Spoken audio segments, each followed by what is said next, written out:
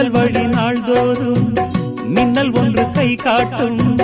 அம்மம்மா என்னைத்தான் ஆசைகளில் நீராட்டும். எனக்கும் உனக்கும் இருக்கும் நெருக்கம்